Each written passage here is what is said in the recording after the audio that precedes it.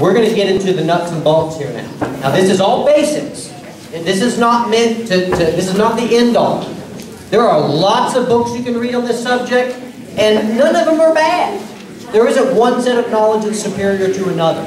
But what I am covering here is the basics. This is your ticket. That's what we're going to call this.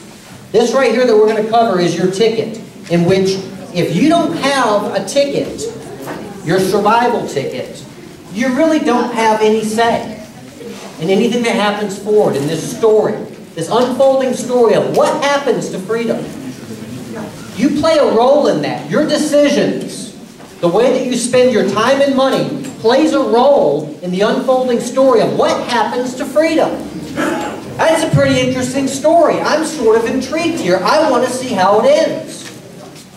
So what's your ticket to the show? You have no ticket and no rights and no component, no say, if you don't have the ability to take care of yourself. All right, so now we have a cross. If I take a cross, I sit it on the ground, it's going to fall over. It's a logical conclusion. So what do we have to do to this thing structurally? We're going to erect a cross. We're going to dig a hole, stick it in there and pack in some dirt, some rocks, whatever, fill it with concrete, stand it upright. But the very first thing that we have to do, the most obvious part, is real estate, business, location, location, considerations, water. Always consider water. And what do you want? You want surface water. You don't want to include complications of, do I have a well? Do I have power to get out of the well? Do I have a manual pump? What do I have? Don't mess with that. You want to build a robust plan while you have the opportunity to make choices. Once you no longer can make choices, well, you know what? We do what we do. We innovate. You figure it out. But right now, you got some choices to make. You know, I'd rather have my choice be, do I want to open up a package of rotini or have some soup? That needs to be my choice today. It doesn't need to be, do I run over here or run over there? Okay? So while we can make some choices, let's go ahead and zero this down so we have a little bit of a happier outcome here. Water. You've got to have surface water. If you got it, awesome. You find a creek, you find a pond, whatever you have, it simplifies water. Density. You want 100-meter density, 100 yards in English standard. 100 yards density. What does that mean? It means that you can pick the whites of the eyes out of your neighbor, not in that kind of a way, but you can see your neighbor within 100 yards. You've got a neighbor within 100 yards. You do not want to be isolated. You also don't want to open up your blinds and your neighbor's right there either. You want to have some distance, but not too far. I have way too many times had people say, we're going off to the top of Mountain Mountain in West Virginia. 90 miles from everything. It doesn't seem very far while you're driving, but while you're walking, that is like going to Mars. Really, in a very, very rural city, when you're walking, very short distances are very far. They consume a lot of time. You honestly, if you're dealing with location, please stay close enough. Please don't choose because you have the money to do so to go kick it off on some mountaintop, you and all your, your ramen noodles and doing it on your own. Please don't. We need you. We need each other. And we need to create an interlacing community. And we can cover each other. Not too close, not too far. Now, this area has this really nice little clustering effect. You drive through, what do you see? Cluster of houses, cluster of structures, cluster of structures. Beautiful!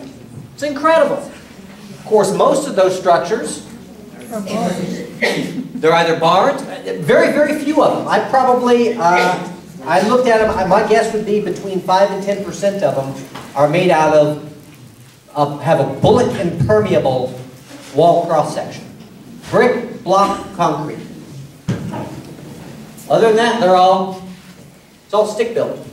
Log cabins have some somewhat decent anti-ballistic properties, but largely you're talking about a situation where me hiding isn't really hiding.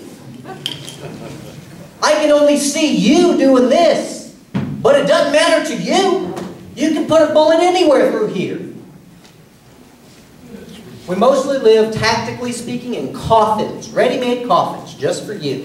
If I really don't like you, and you know, I'm what I call a grave digger, which is a successful looter. If I'm a grave digger, me and my buddies, and you took out my cousin, I'm likely to not even want to mess around with you, and I'll just throw a Molotov upside your house and burn you up in it.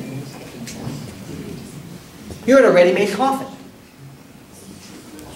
I encourage you, if you cannot actually find a location with decent structures, cross-section, lighting, heating, cooling, what does it take to light, heat, and cool that structure primitively? You turn the lights out, you turn the power off in most of these structures, they're not really, I've lived primitively.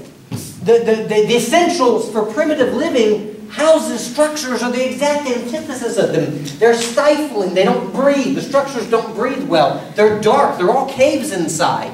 It takes energy just to force air in and out of them. They're tough to heat, tough to cool.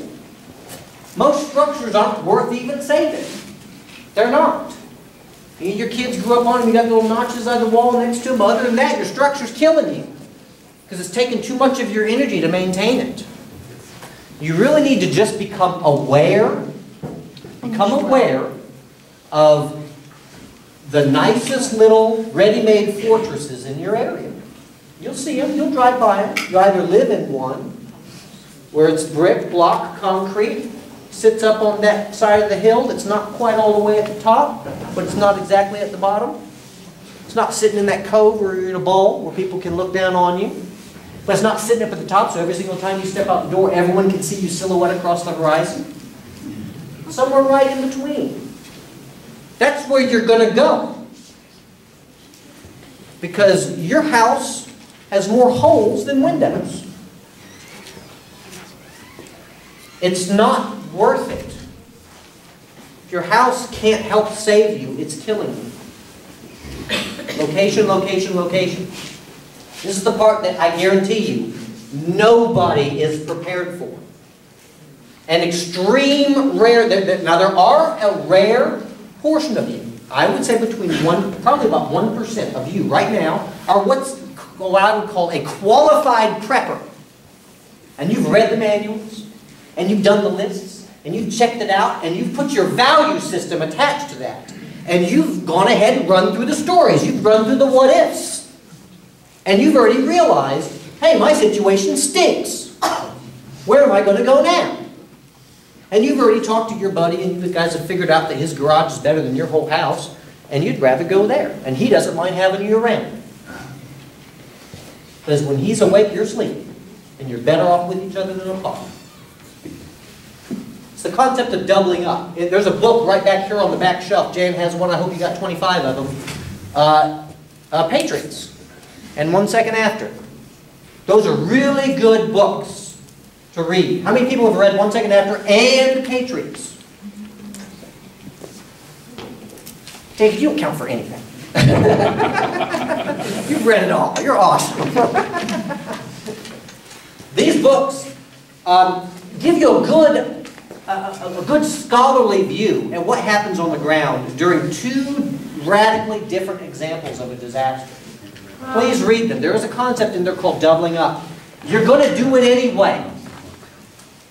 So start absorbing it into your mind. If you make it, and you've got stuff, but you sense how terrible of a position you're in, you're going to try and find that refuge anyway. Please do that planning ahead of time. It's nice if you already know who's got the best structures. Where are they? And this, of course, is where we get into with some other stuff that often enough, that place actually is. And it's a place that you're actually welcome to be. Church. church. They're really, really great structures. They're usually well made. Tactical features. I already covered some of this. I'll go ahead and cruise along. Tactical features, the example of that would be what we call the military crest, where it's not on the top of a hill, not the bottom. It's about the 2/3 mark. 2/3 mark is between 2/3 and nodding and shaking. Marines, right? Yep. The military crest of a hill is that portion that you want to occupy. It's much easier to fight down than to fight up. But if you're all the way at the very top, every single time you move, your silhouette, you can be seen. And if you're at the bottom, then it's a brilliant move to have a force engage you on flat land and then hook a nice little flank around and use the hill against you. Occupy the hillsides, if you're not already on one. That's a tactical consideration. Strategic features. Strategic features would be you happen to live 100 yards from the intersection that everyone shares. That's a strategic consideration. You're going to be privy to certain larger forces. You happen to be next to a trailer park, which is over a hill, which is fed by wells only, and you happen to have a lake in your front yard that you don't necessarily own. Guess what your front yard's going to be? It's going to be Tent City. Okay? You've got to be close to water. You just pay attention to these things. That's a strategic consideration.